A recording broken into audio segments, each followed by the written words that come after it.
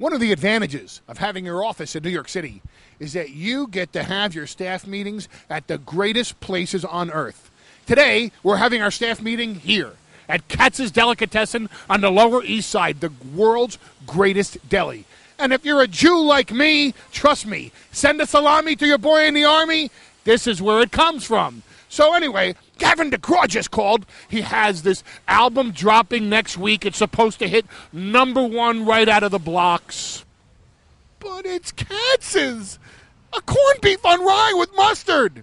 All I have to say is, I gave up half of my corned beef on rye. This better be good.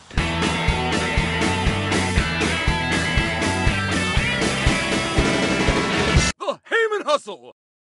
So we're here at the National Underground, and I'm sitting here with Gavin DeGraw, and, just honestly, from me, I was in the middle of a corned beef sandwich when we got your phone call at Katz's to come down and see you. And I mean, Elliot Spitzer could be throwing the wildest party in the universe, and I wouldn't wait until the sandwich is finished. That's just me. So he throws good parties, I guess. Oh, yes, he does. I plead the fifth on that one, but the thing is, your bar is only a block down from Katz's. Why here?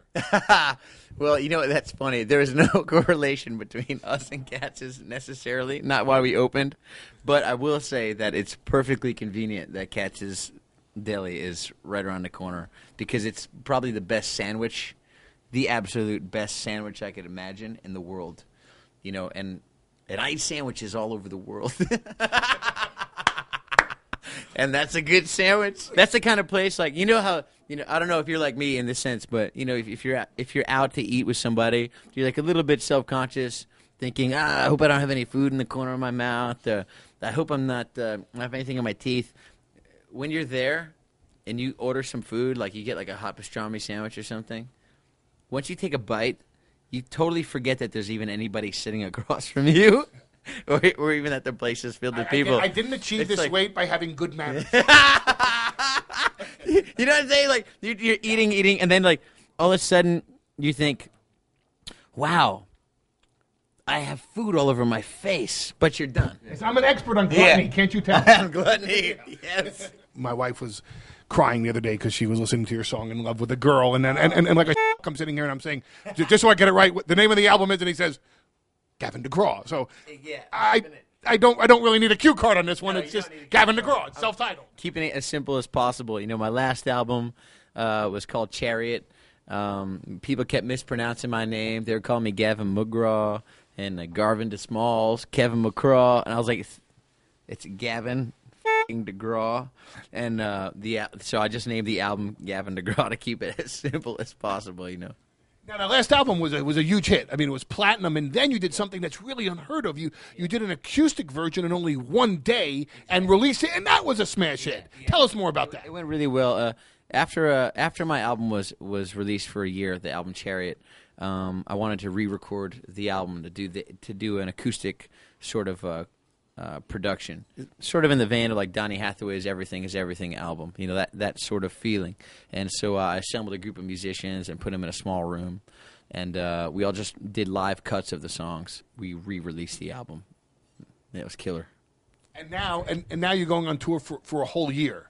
Yes, now, at least. Now, just excuse my perspective, but from the hustle perspective, you're a single guy. Yeah. You're going out on the road for a year. You sing all these heart-wrenching, sad love songs. Fill in your own question. Oh, that's the question, huh?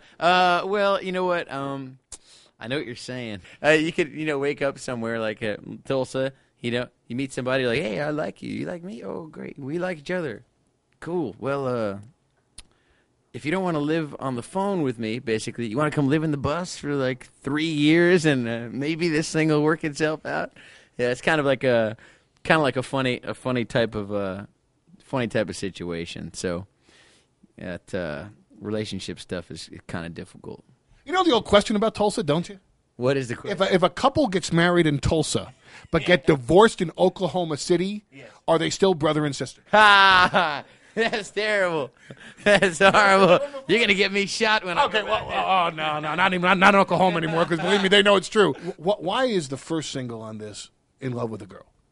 Well, that particular song, when I was writing it, whatever happened musically, when I landed on that verse, when I started hitting it, and then I jumped from the verse, and I finally, landed on my chorus when I was singing.